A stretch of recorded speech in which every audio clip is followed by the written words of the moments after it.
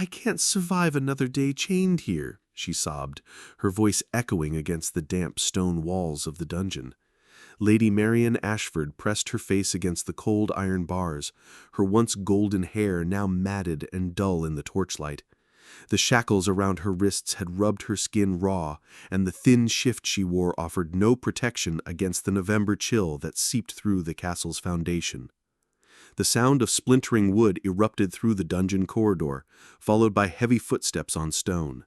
Thomas of Whitmore, squire to Sir Edmund the Just, stood in the doorway with an iron mace still clutched in his hands, splinters of oak door scattered at his feet. His brown eyes blazed with righteous fury as he took in the sight before him, a noble lady chained like a common criminal, her dignity intact despite her circumstances. "My lady," he breathed, dropping the mace and rushing to the cell. "By God's grace, what villainy is this?" Marian raised her head, hope flickering in her green eyes for the first time in weeks. You are not one of Lord Roderick's men?" "Nay, my lady. I serve Sir Edmund, and we ride under King Henry's banner." Thomas examined the lock mechanism, his calloused fingers working at the iron. "Lord Roderick holds you against your will?" "Against all law and decency," she whispered, as he produced a set of keys from his belt, keys he'd taken from the unconscious guard above. "When I refused," she gestured weakly at her chains. The lock clicked open, and Thomas carefully lifted the shackles from her wrists, his touch gentle despite the urgency of their situation. "Can you walk, my lady?" Marian tried to stand, but her legs buckled after days of confinement. Without hesitation, Thomas swept her into his arms, cradling her against his mail shirt. She was lighter than she should be, and he felt anger burn fresh in his chest at her weakened state. "Fear not," he murmured against her hair. "I'll see you safely from this place." Thomas had come to Ravenshollow Castle on a mission of diplomacy, carrying messages from his lord to negotiate grain prices. But when he'd glimpsed a serving woman weeping in the corridor and heard whispered talk of the lady in the tower, his sense of justice compelled him to investigate. What he'd found, a nobleman's daughter imprisoned for refusing an unwanted marriage, violated every code of chivalry he held sacred. Now, as he carried Marian through the shadowed corridors, avoiding the main halls where Lord Roderick's men might patrol, Thomas felt the weight of more than her physical form. He carried her hope, her freedom, perhaps her very life. The responsibility settled on his shoulders like a mantle, and he found himself praying to St. George for strength and wisdom. They reached the outer bailey without discovery, but Thomas knew their escape had only begun. Lord Roderick would pursue them with dogs and armed men, and a weakened lady could not ride hard through hostile territory. He needed shelter, supplies, and time for her to recover her strength. His destrier waited in the stables, already saddled from his earlier reconnaissance. With careful movements, he lifted Marian onto the horse's back, then swung up behind her, gathering the reins with one hand, while the other held her steady against his mail shirt. "Where can we go?" she asked, her voice barely audible over the wind as they rode through the castle gates. The guards, bribed with silver, and thinking Thomas merely departed early from his diplomatic mission, paid them little heed in the pre-dawn darkness. "I know of a place," Thomas replied, guiding his horse toward the forest road. "My grandmother's cottage, abandoned these 3 years past. It's deep in Sherwood, where Lord Roderick's men fear to venture." As they rode through the night, Marian found herself studying the profile of her rescuer. He was young, perhaps 25 years, with the strong hands and broad shoulders of a man trained to warfare.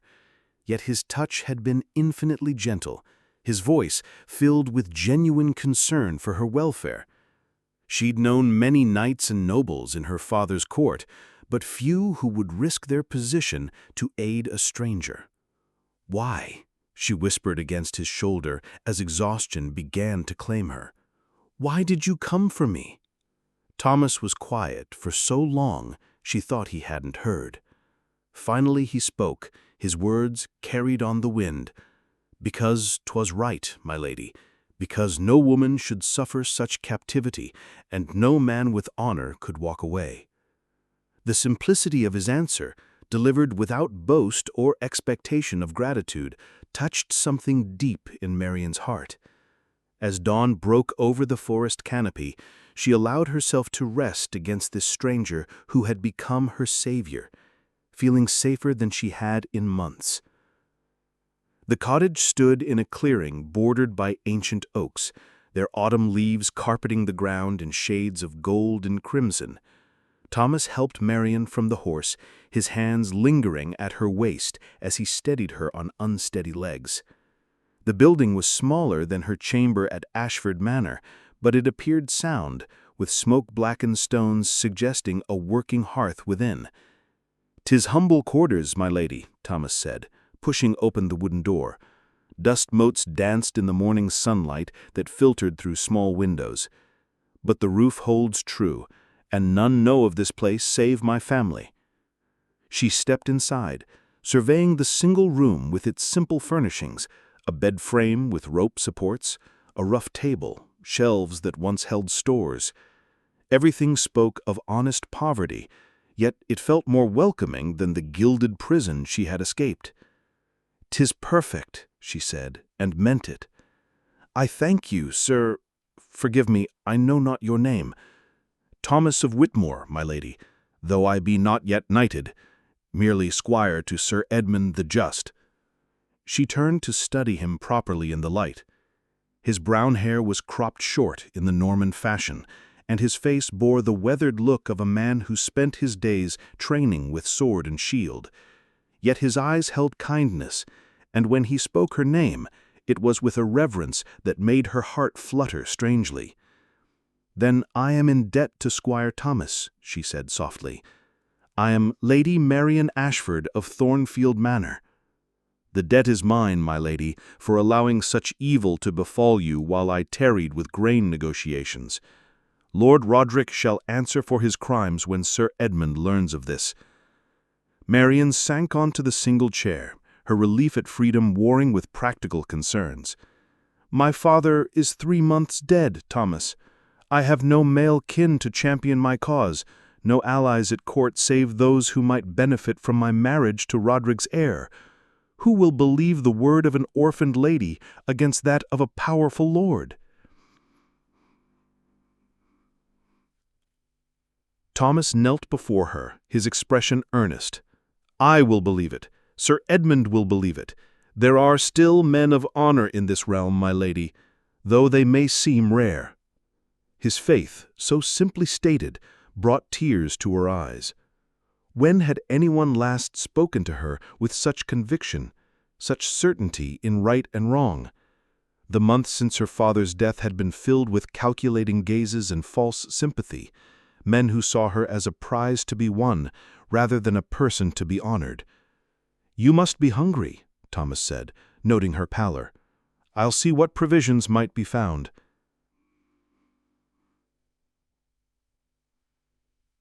He searched the cottage's stores and found little: some salted pork wrapped in cloth, a few apples from the orchard outside, a jar of honey crystallized with age.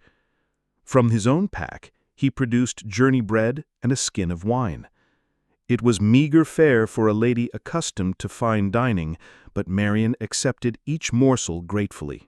As she ate, Thomas busied himself making the cottage habitable. He swept the floor, aired the bedding he'd brought from his saddlebags, and built a fire in the grate. His movements were efficient, economical, those of a man accustomed to caring for himself and others. "Tell me of your family," Marian said, watching him work. In her father's house, she'd been served by a dozen maids and never thought to question who performed such tasks. Now she found herself fascinated by Thomas's quiet competence. "Little enough to tell, my lady. My father holds a small manor near York, 20 families, good soil, honest folk. I am his second son, sent to serve Sir Edmund and learn the ways of knighthood." He hung a kettle over the fire, filling it from the cottage's well. "My grandmother lived here after my grandfather passed. She claimed the forest spirits protected this place, kept it hidden from those who would do harm." "Do you believe in forest spirits?" Marian asked, surprised to find herself smiling. Thomas glanced at her, his own mouth quirking upward. "'Tis said they favor those with pure hearts and noble intent. Perhaps they guided me to you, my lady." The compliment, delivered without artifice, brought color to her cheeks. She looked down at her hands, noting the calluses from her weeks of imprisonment, the broken nails and abraded skin. How different she must appear from the pampered lady who had once graced her father's court. "I fear I am much changed from the woman I was," she said quietly. "Lord Roderick sought to break my spirit as well as my body." Thomas moved to kneel beside her chair, his expression fierce. "He failed, my lady. I see no broken spirit here, only one tested and proven strong. You endured what would have destroyed lesser souls." His words, spoken with such certainty, helped heal wounds she hadn't known she carried. When he reached out to brush a strand of hair from her face, she didn't pull away. His touch was warm, careful, completely different from Lord Roderick's grasping hands or his son's fumbling attempts at courtship. "We should rest," he said, though his hand lingered against her cheek. "Lord Roderick will discover your absence by midday, and we must be prepared for pursuit." "There is but one bed," Marian observed, practical considerations intruding on the moment's intimacy. "I shall sleep by the fire, my lady. 'Tis no hardship for one accustomed to campaign life." She wanted to protest, to say the cottage was small enough that they might share its comforts without impropriety, but the words died on her lips. Such arrangements were possible between husband and wife, or siblings, but not between an unmarried lady and the young man who had rescued her. Yet, as she settled onto the rope bed, wrapped in Thomas's own cloak, she found herself listening to his quiet breathing from across the room. The sound comforted her, a reminder that she was no longer alone, no longer helpless. For the first time in months, Lady Marian Ashford slept without fear. Marian woke to the sound of steel on steel, the rhythmic ring of practice combat that had been the soundtrack of her childhood at Thornfield. Through the cottage's small window, she glimpsed Thomas in the yard beyond, working through sword forms with deadly grace. His shirt lay draped over a tree branch, and morning sunlight gleamed on the muscles of his back as he moved. She watched, transfixed, as he executed a complex sequence, thrust, parry, riposte, his movements fluid as water, precise as clockwork. This was no mere squire playing at warfare, but a trained fighter who could hold his own against seasoned knights. The revelation brought both comfort and confusion. Why had such a man remained unknighted? Thomas finished his routine and reached for his shirt, catching sight of her at the window. Color rose in both their faces as their eyes met, an awareness passing between them that had nothing to do with their difference in station and everything to do with their shared humanity. "Good morrow, my lady," he called, pulling the linen over his head with perhaps more haste than necessary. "I trust you slept well." "Better than I have in many weeks," she replied, honestly, moving away from the window as he approached the cottage. "Though I fear I've slept away half the morning." "The sun has been up but 2 hours," Thomas assured her, ducking through the doorway. "And sleep was what you needed most. I've set snares for rabbit and found wild herbs that might serve for seasoning. We should be comfortable enough for a few days." "A few days?" Marian asked, accepting the cup of warm water he offered her. "Surely we cannot linger here so long." Thomas settled on the floor near the fire, his expression growing serious. "Lord Roderick's men searched the main roads yesterday evening. I heard their horses pass twice in the night.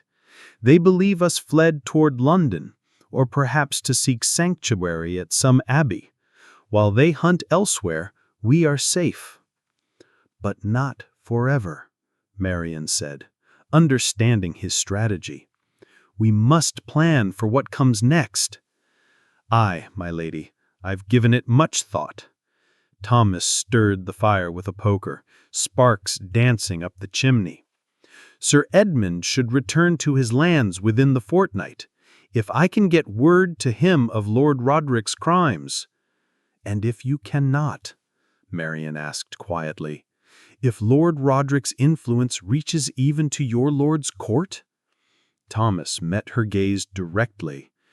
"Then we shall find another way, my lady.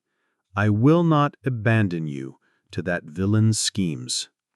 His simple declaration sent warmth through her chest. When had any man pledged himself to her welfare without calculating his own gain?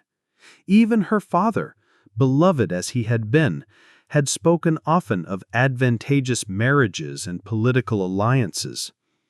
"Why?" she asked, echoing her question from the night before. "You barely know me, Thomas.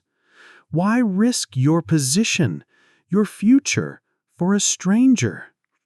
He was quiet for so long she thought he would not answer. Finally he spoke, his voice carefully measured. "When I was 10 years old, I saw my sister forced into marriage with a man 3 times her age, a man who beat her and kept her locked away from family and friends. She died bearing his child before she reached 18 summers." Marian's breath caught. "Thomas, She begged my father to refuse the match," he continued, staring into the flames. "But the alliance was too profitable, the bride price too generous. She was sacrificed for politics and gold, as you nearly were." He looked up at her then, his brown eyes bright with unshed tears. "I could not save Margaret. Perhaps I can save you." The revelation explained so much, his immediate response to her plight, his careful respectfulness, the way he spoke her name as if it were something precious. He saw in her rescue not just chivalric duty, but redemption for a past failure that haunted him still. "Your sister would be proud," Marian said softly. "You have honored her memory through your actions." Thomas nodded, unable to speak past the emotion in his throat. He rose abruptly and moved to tend the fire, needing activity to master himself. Marian watched his careful movements, noting the tension in his shoulders, the way his hands shook slightly as he arranged the kindling. Without conscious thought, she rose and crossed to where he knelt. Her hands settled on his shoulder, offering comfort as he had comforted her.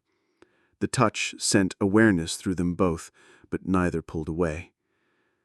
"Tell me of happier things," she said, settling beside him on the hearthstones. "Your home, your family. What was your childhood like?" Gradually, Thomas relaxed under her gentle questioning.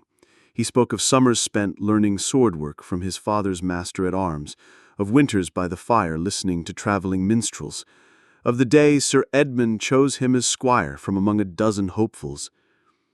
"I was so nervous," he admitted, with a rueful smile. "Sir Edmund asked me to demonstrate my horsemanship, and I fell from the saddle before I'd gone 10 paces, landed in a puddle of mud before half the county's nobles." Marian laughed, the sound bright in the cottage's confines. "Yet he chose you anyway?" He said any man who could laugh at his own folly while covered in mud had the temperament for knighthood. That failure taught me humility, and humility makes a better knight than pride." "Wise words," Marian agreed. "My father often said the same, that a ruler must serve his people, not the reverse." They talked through the morning and into the afternoon, sharing memories and dreams with an ease that surprised them both. Thomas told her of his hope for a small holding of his own someday, a place where he could raise horses and serve his lord with honor. Marian spoke of her love for her father's library, the hours spent reading chronicles and poetry, her dream of establishing a school for the village children. As evening approached, Thomas's snares proved successful, yielding 2 fat rabbits that he skinned and spit over the fire. The simple meal, seasoned with wild herbs and shared between them, felt more intimate than any grand feast Marian had attended. "Tomorrow I must ride to the abbey at Whitmore," Thomas said, as they finished eating. "Brother Francis there will carry word to Sir Edmund, if any man will." "And if Lord Roderick's men are watching the roads?" asked Marian, though she knew the answer. "Then I pray God grants me speed and wit enough to evade them. You'll be safe here, the cottage is well hidden, and I'll leave you my bow should need arise." The thought of his departure filled Marian with unexpected dread. In 2 days this earnest young squire had become her anchor, her proof that honor still existed in a world that had seemed utterly corrupt. The idea of losing him, of facing uncertainty alone once more, made her throat tight with unshed tears. "Promise me," she said, reaching for his hand across the rough table. "Promise you will return." Thomas turned his palm up to clasp her fingers, his touch warm and strong. "By my sword and my honor, Lady Marian, I will return to you." The vow spoken in the flickering firelight felt more binding than any oath sworn in cathedral or court, and as they sat together in the cottage's peaceful silence, both began to understand that what had begun as duty was becoming something far more dangerous and precious. 3 days passed before Thomas returned.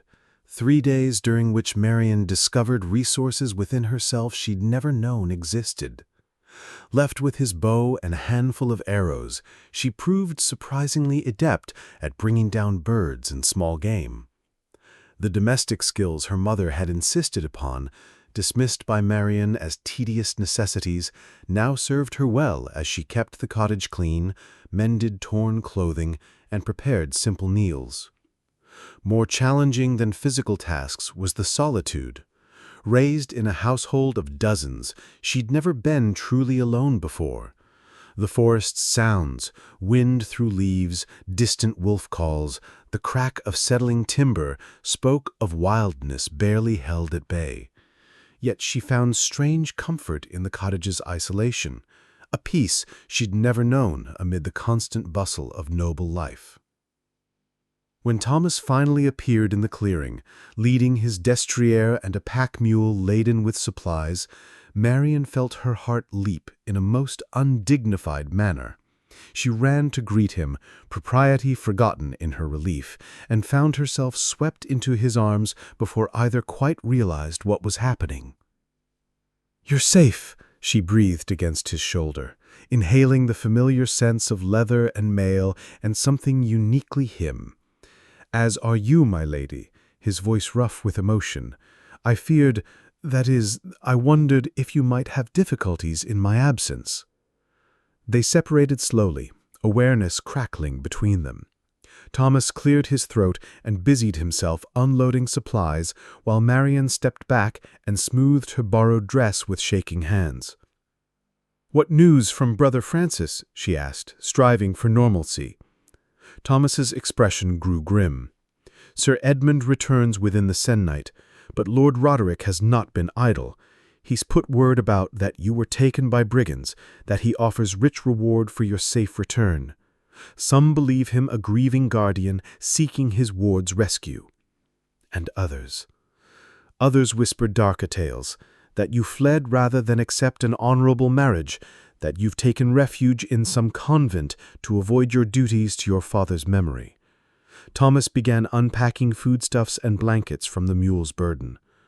"Brother Francis believes you, but he counsels caution. Lord Roderick has friends at court, men who would support his version of events." Marian sank onto the cottage's threshold, the weight of her situation settling upon her shoulders. "Then I am trapped, as surely as if I remained in his dungeon. If I return to claim my inheritance, he'll force the marriage. If I remain hidden, he'll eventually control my lands by default." Thomas knelt before her, his hands covering hers where they lay clasped in her lap. "Not trapped, my lady. There is another way." What way is that?" He drew a deep breath, as if steeling himself for battle. "Marry me." The words hung in the air between them, shocking in their simplicity. Marian stared at him, certain she'd misheard. "Thomas, you cannot mean—" "I mean every word." His grip on her hands tightened. "As your husband, I could protect your inheritance, stand as your champion against Lord Roderick's claims. The law would recognize our union, whatever his protests." "You would be a squire married to a lady of rank," Marian said slowly. "The disparity in our stations would make you a laughingstock, or worse. Men would say I married beneath myself out of madness or desperation." Thomas's jaw tightened, but his voice remained steady. "Let them say what they will. I care nothing for their opinions, if you are safe and free." The offer was everything chivalric honor demanded and everything practical wisdom forbade. A marriage between them would indeed protect her legally, but at enormous cost to both their standings. Thomas would face years of mockery and suspicion, his hopes of knighthood likely dashed. She would be whispered about in every great hall from York to London. Yet as she looked into his earnest brown eyes, Marian felt her heart stir with something deeper than gratitude. Over their days together, she'd come to appreciate not just his courage and honor, but his quick wit, his gentle humor, the way he listened to her thoughts as if they mattered. He treated her not as a prize to be won or a burden to be managed, but as a person worthy of respect and consideration. "Is duty your only reason?" she asked quietly. Color rose in Thomas's cheeks, but he held her gaze. "Nay, my lady, these days with you, I confess you've become dear to me in ways I'd not thought possible. I would count myself fortunate beyond measure to call you wife, whatever others might think." Her breath caught at his admission. "Thomas!" "I know I've no right to aspire so high," he continued hurriedly. "I'm common-born, landless, with naught to offer but a strong sword arm and willing heart. But if you could find it in yourself to accept such a husband, I swear by all I hold sacred that I would cherish and protect you all my days." The proposal, delivered with such humble sincerity, moved her more than any flowery court poetry ever had. This man asked for her hand not to gain wealth or position, but because he'd come to love the woman she was beneath titles and lands. "Stand," she said softly, and when he complied, she rose to face him. "Thomas of Whitmore, if you would have me, then yes, I will be your wife." Joy blazed in his eyes, followed quickly by concern. "My lady, are you certain? Once the words are spoken, there can be no undoing them." "I am more certain of this than anything in my life. These days with you have shown me what marriage might be when built on mutual respect and growing affection. I choose you, Thomas, not from desperation nor convenience, but because my heart recognizes yours as its match." He cupped her face in his hands, thumb brushing across her cheekbone with infinite tenderness. "Then we shall wed as soon as may be arranged. Brother Francis will perform the ceremony if we ask it of him." "And face whatever consequences come together," Marian agreed. Their first kiss was soft, tentative, a sealing of promises made in firelight and hope. But as Thomas drew her closer and she melted against his strength, tenderness gave way to something deeper, more urgent. They were no longer rescuer and rescued, squire and lady, but man and woman choosing each other against all odds. When they finally separated, both breathing hard, Thomas rested his forehead against hers. "I love you, Marian. Whatever trials we face, know that truth remains constant." "And I love you," she whispered back, the words feeling both foreign and perfectly right. "My brave, honorable knight, for knight you are in all ways that matter." That night, as they shared their simple meal and planned for the morrow's journey to the abbey, Both understood their lives had irrevocably changed. They would face mockery, opposition, perhaps even danger from those who opposed their union. But they would face it together, bound by love freely given and honor freely pledged. The wedding took place at dawn in the Abbey's simple chapel, with Brother Francis officiating and 2 elderly monks as witnesses. Marian wore her own gown, carefully cleaned and mended, with wildflowers Thomas had gathered woven into her hair. He stood beside her in his best doublet and hose, his sword belt gleaming in the candlelight. The ceremony was brief but sacred, each word carrying weight beyond its simple meaning. When Thomas slipped a plain silver ring onto her finger, his grandmother's wedding band, Brother Francis had revealed, Marian felt the rightness of their union settle into her very bones. "What God has joined together, let no man put asunder," Brother Francis intoned, and Thomas kissed his bride with reverent joy. Their happiness proved short-lived. As they emerged from the chapel, the sound of hoofbeats echoed across the abbey's courtyard. A dozen men rode through the gates, their leader bearing Lord Roderick's colors. Sir Garrett, Roderick's eldest son, and Marian's former suitor, dismounted with predatory grace. "Lady Marian," he called, his voice carrying across the cobblestones. "By God's blood, we've searched these many days for you. Come, my father waits to welcome you home." "I am home," Marian replied, her hand slipping into Thomas's. "I am wed to Thomas of Whitmore, and we claim sanctuary here." Sir Garrett's eyes narrowed as he took in their joined hands, the flowers in her hair, the lingering glow of matrimonial joy. "Wed? To this squire?" His voice dripped contempt. "My lady, surely you've taken leave of your senses. Such a union cannot stand. You were promised to me by your father's will." "My father made no such promise," Marian said firmly, "and I am of age to choose my own husband." "Brother Francis," Sir Garrett turned to the elderly monk, his tone becoming wheedling, "surely you cannot support this mockery of a marriage. The lady is clearly distressed, not thinking clearly after her ordeal." Brother Francis drew himself up to his full, if modest, height. "I have performed a lawful marriage between 2 consenting souls. The union is blessed by God and witnessed by his servants. None may challenge what he has sanctified." Thomas stepped forward, his hand moving to his sword hilt. "The lady has made her choice freely.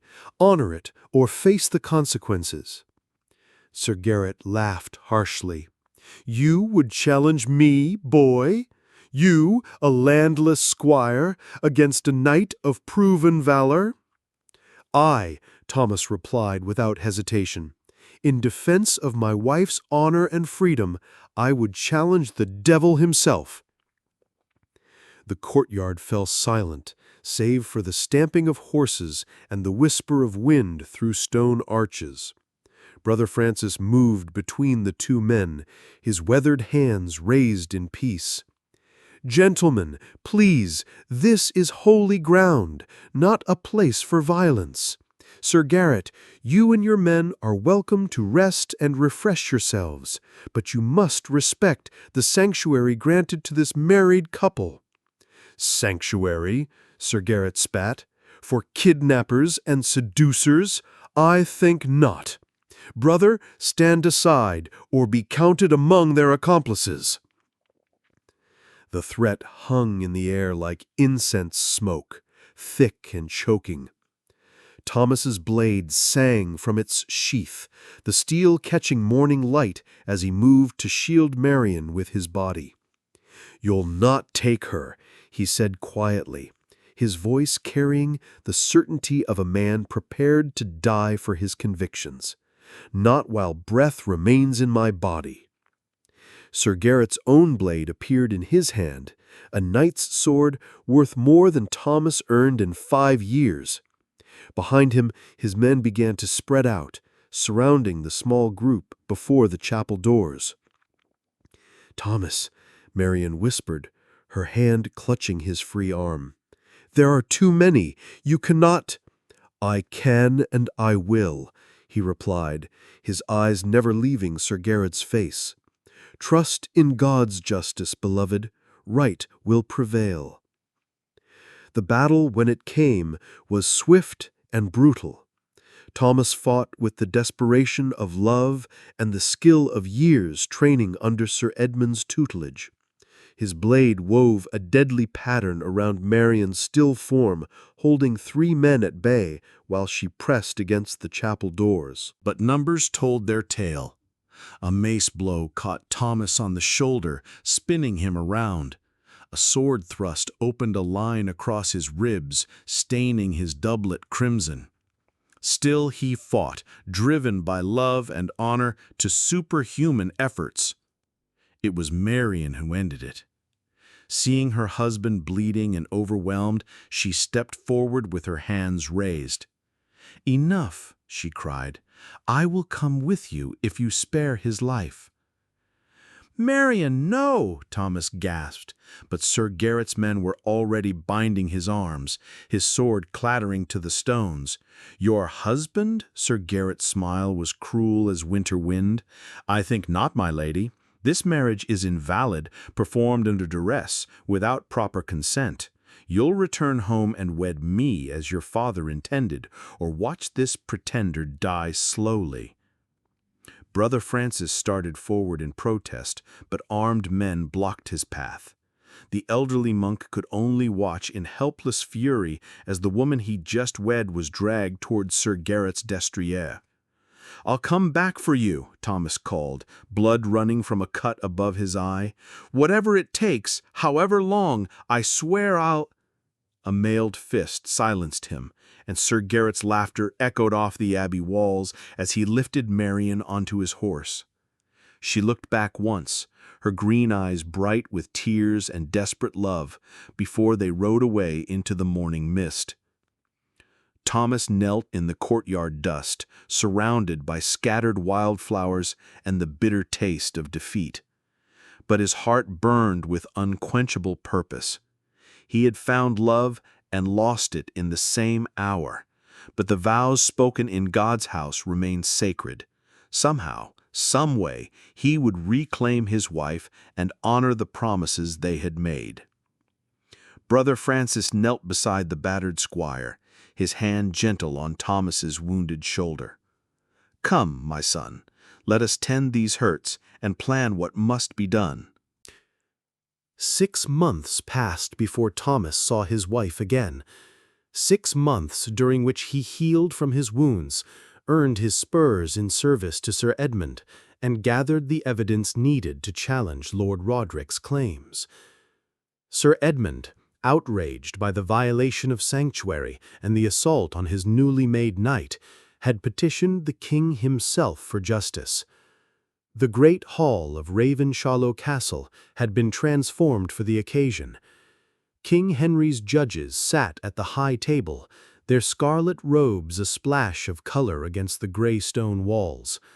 Lord Roderick occupied his usual seat, confident in his position, while Sir Garrett stood beside him in full armor. Thomas entered through the main doors, no longer the desperate squire who had broken down dungeon barriers, but a knight in his own right. His new spurs gleamed at his heels, and Sir Edmund's colors adorned his surcoat. Behind him walked a dozen witnesses: Brother Francis, merchants who had traded with Marian's father, servants from Ashford Manor who could speak to Lord Roderick's lies. But it was the sight of Marian that stopped his breath entirely. She sat in a chair of carved oak, her hands folded in her lap, her face pale but composed. The rich gown she wore could not hide her thinness, and Thomas felt rage burn in his chest at the evidence of her suffering. Their eyes met across the crowded hall, and for a moment the world contracted to just the two of them.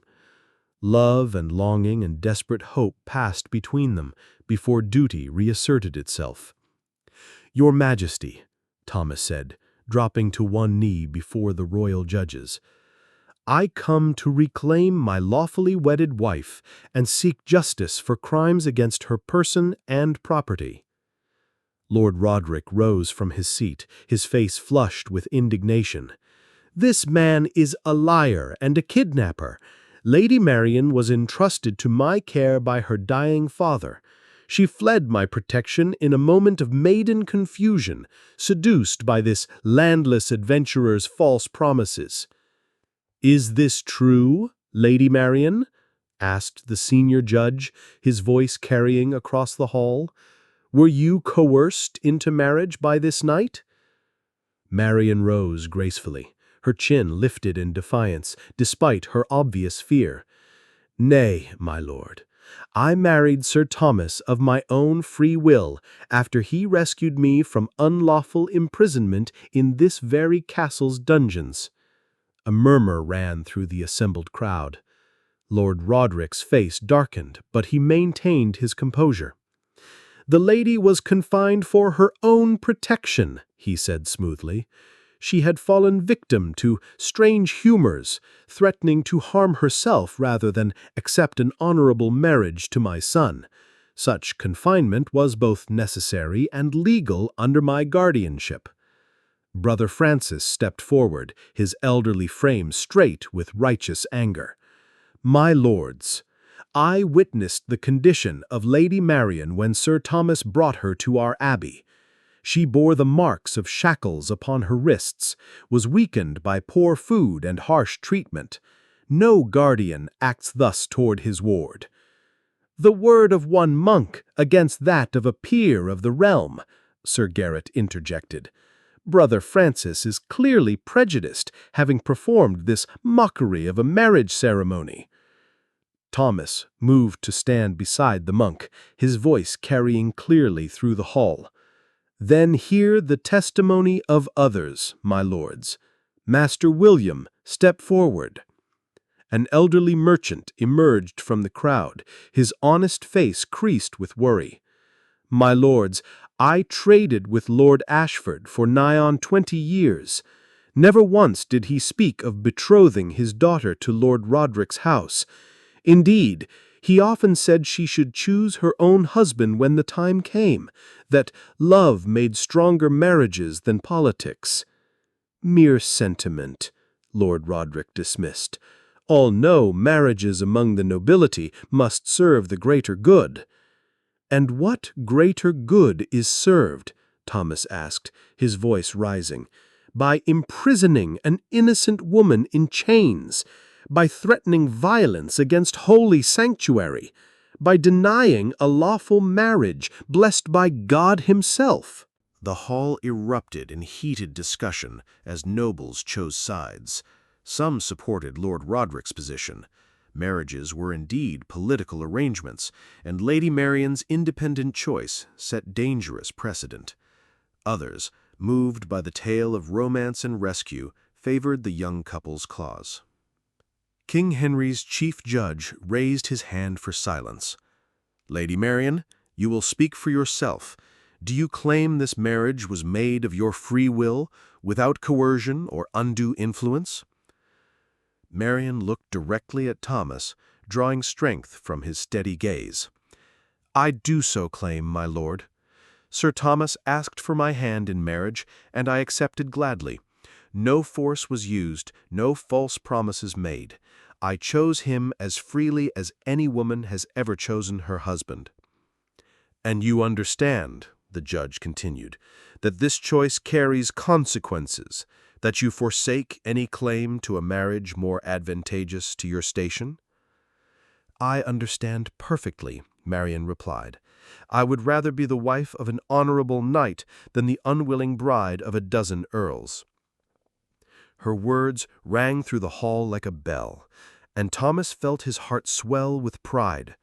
Whatever the outcome of this trial, he had won something beyond price: the love of a woman brave enough to defy convention for truth. Sir Garrett could contain himself no longer. "This is madness. The woman has clearly been bewitched or driven mad by her ordeal. No lady of breeding would willingly throw herself away on a landless nobody." "Landless," Sir Edmund spoke for the first time, rising from his seat among the nobles. "Sir Thomas holds a knight's fee granted by my own hand, with manor, village, and good farm land sufficient to support a noble household. He is neither landless nor lacking in honor." This revelation sent fresh murmurs through the crowd. Thomas shot his lord a grateful look. The grant must have been finalized that very morning, ensuring Marian would not be marrying beneath her station after all. Lord Roderick's face had gone purple with rage. "Granted conveniently on the very day of this trial? How suspicious!" "Granted," Sir Edmund replied coolly, "in recognition of service faithfully rendered and valor displayed in the rescue of an innocent lady from unlawful captivity. Would you question the king's right to reward worthy service?" The accusation hung in the air like incense smoke. To challenge Sir Edmund's grant was to challenge royal authority itself, a dangerous path, even for a powerful lord. The chief judge conferred quietly with his colleagues before pronouncing judgment. "We find that Lady Marian Ashford was unlawfully imprisoned, and that her marriage to Sir Thomas of Whitmore was freely contracted and properly witnessed. The union stands as legal and binding. Furthermore, Lord Roderick will forfeit administration of Lady Marian's inheritance and pay damages for his unlawful actions."